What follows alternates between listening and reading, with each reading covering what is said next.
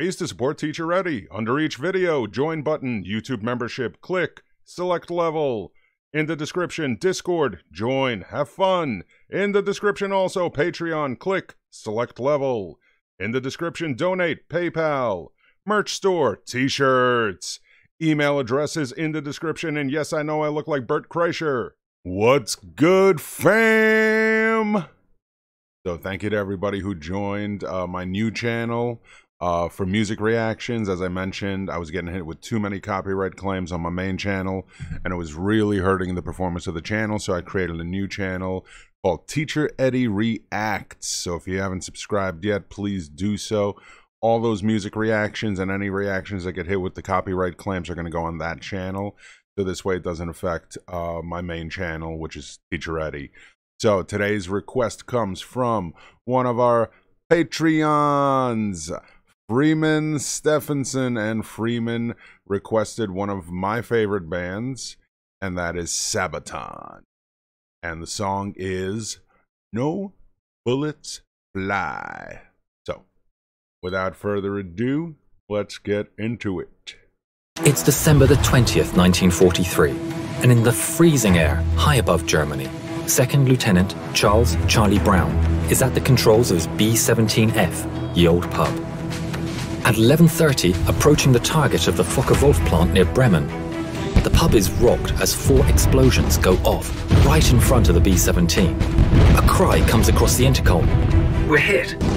In the plexiglass nose, a huge hole had been made, and icy cold wind was being blown inside, making freezing conditions for the crew. Engine 2 had been hit, and co-pilot Spencer Pinky Luke let out an expletive as he noticed a huge hole in the right wing. Releasing their bombs over the factory, the crew turned to the north, planning to head over the coast, then turn west for home. With one engine out and engine 4 now faulty, the pub started to fall back from the formation with another damaged plane. Sam Blackie Blackford in the bull turret watched as it disappeared into a cloud bank. There was an orange flash in the cloud. "Bandits!" Ecke shouted as 5 BF-109s streaked from the cloud bank. Then another cry. "Bandits!" as 8 FW-190s were spotted in formation ahead of the pub.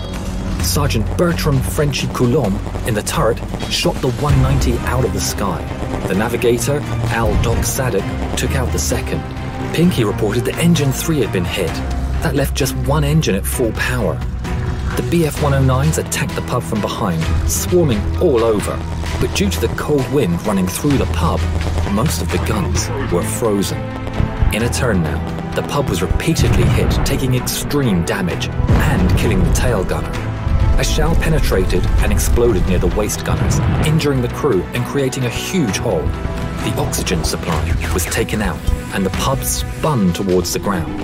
With the crew unconscious due to lack of oxygen, the B-17 fell for 4 miles.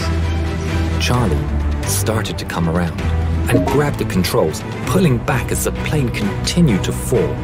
5,000 feet, 4,000 feet, 3,000 feet. Just moments from hitting the earth, the plane pulled up, almost scraping the trees as it did.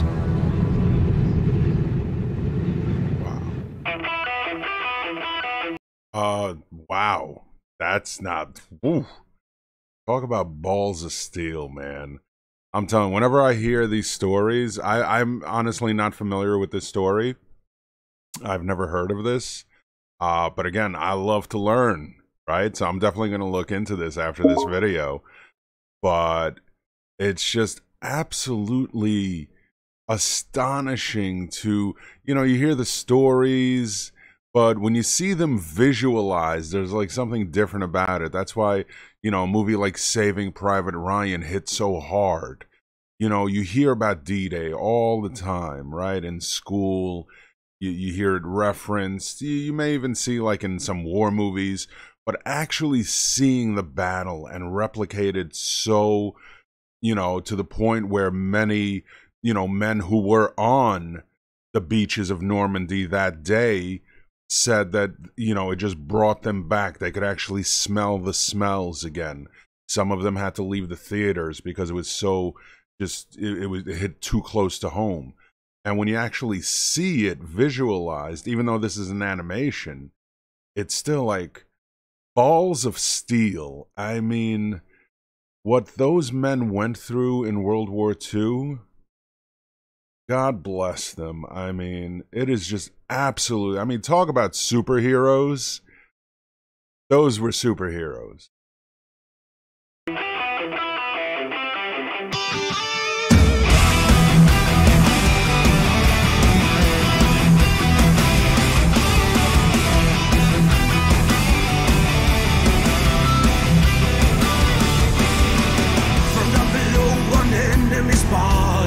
So hurry up, rearm and refuel. But through the bombers damage that bring, see wounded men scatter the ball. Look to the right and then look again, and see the enemy in the eye. No bullets fly, spared by his mercy. Escorted out of harm's way. Fly, fighting fair is the code of the air. Brothers, heroes, foes. Honor in the sky. Flying home. Send goodbye to the cross. See the sun. He risked his life 2 times a day to save an unknown enemy. Escort to safety out of the kill zone. A short salute and death pardon. Blind, fighting fair is the code of the air. Brothers, heroes, foes. Honor in the sky. Flying home. Send goodbye to the cross. See the sun.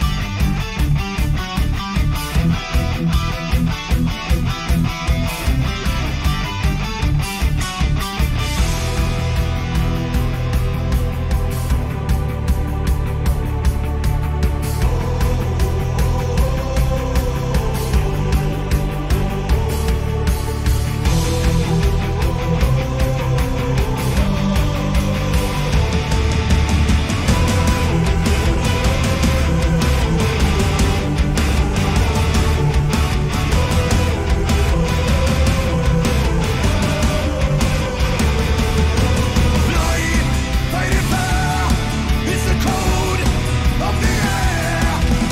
Brothers, heroes. Yeah, brothers, heroes. That's another thing. That's why, I mean, one of my favorite cinema pieces on, you know, the war is there was an HBO miniseries called Band of Brothers. If you've not seen Band of Brothers, please do yourself a favor and see it.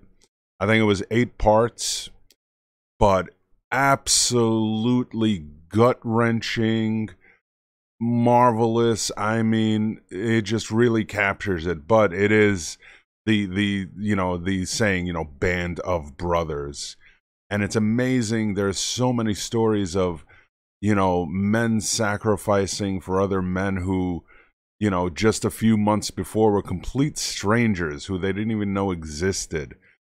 But, you know, serving together and seeing the things that they had to see. I mean, that is definitely a band that you know, puts people, you know, into a different relationship that, you know, that we can imagine, those who have not served. And I've heard from so many, you know, men and women who have served, and that band, that brotherhood, is just, it's something that is on a different level. And the willingness to sacrifice yourself for your brother is one of the most beautiful things. To make that ultimate sacrifice is just unimaginable for most people. Honor in the sky.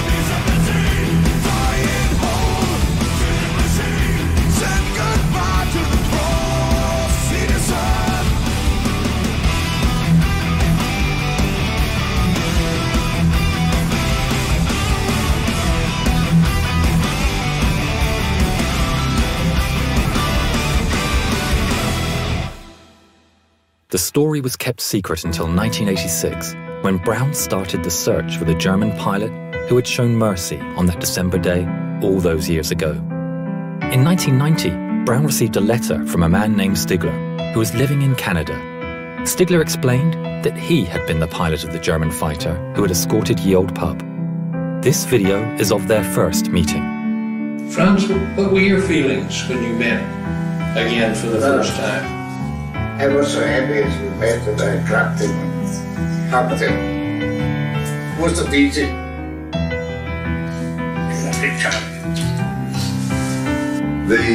The fact that he risked his life really in many ways, and I wrote him in a letter. I said, if you made a habit of feeling sorry for bomber crews, flag up alongside them, I am sure that you were shot down many times.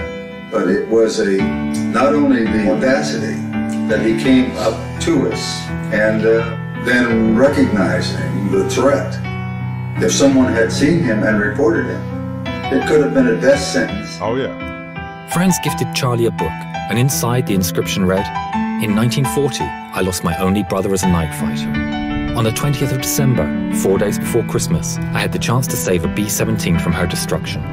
A plane so badly damaged, it was a wonder that she was still flying. The pilot, Charlie Brown, is for me as precious as my brother was. Thanks, Charlie. Your brother Franz." In 2008, within a few months of each other, the two firm friends went on their final journey. Franz Stigler never got the Knight's Cross, but as he always said, he got something better. Yeah. Wow, wow, wow, wow, wow. What a story. Man, I am so happy. Thank you to Freeman for the suggestion, because I've done a few Sabaton and I'm, was generally familiar with most of them. Especially Night Witches so far has been my favorite one. Love the Night Witches. But this is just such an amazing story, such an emotional story. And especially from, again, you talk about that band of brotherhood between, fellow soldiers. But then you have all these amazing stories also. Like I did a video about the battle for Castle Itter. One of the most fascinating stories of one of the last battles of World War II, where you had German soldiers uniting with American soldiers, with black soldiers to basically rescue all these French dignitaries that were being held at Castle Itter. If you haven't seen the video, check it out. It's in my History Reactions playlist. But just absolutely beautiful to see that even in the face of such hatred and such pain and suffering, that two people from completely different sides can still find some humanity. We hear about the Christmas Day armistice, where they laid down their weapons on Christmas Day and celebrated together. We tend to forget that soldiers are just following, for the most part, just following orders. I mean, what other choice do they have? When their countries are instituting mandatory drafts, they go off and fight. And, they get some of the blame, or they get a lot of the blame, especially in something like Vietnam. It's absolutely horrendous how Vietnam veterans were treated when they were returned back to the United States, because the war was so hated. But the hatred for the troops was just completely misguided and misplaced. They were spit on, they were vilified, hung in effigy. These are the men and women who fight for the ability for us to be able to live in a country where we can have differentiating opinions and not be persecuted for it, where we can speak out against our government and not be afraid that we're going to be kidnapped in the middle of the night for it. So, absolutely beautiful video. Thank you so much, Freeman. As always, going to shout out the Patreons who keep things running here. I've been Teacher Eddie, and I will see you next time. And as always, shouting out the Patreons who keep things running here. If you want to support us, please check out patreon.com/modernretroshow, starting with the Chancellors, Wouter, Chris H, Jump with E, Need You, Blue Tech, Phoenix, Laughing Jackal, Electra James, The Principals, James R, Spacey Doodle, Elena G, Ulrike, Mick, Clement, Vijandra, Murika Kairi, Alan, Chad, Alex, Lauren, Aaron Shepard, Chris, Dallas Seeger, Freeman, Nathan, Rasmus, and Tommy F. I've been Teacher Ready, and I'll see you next time.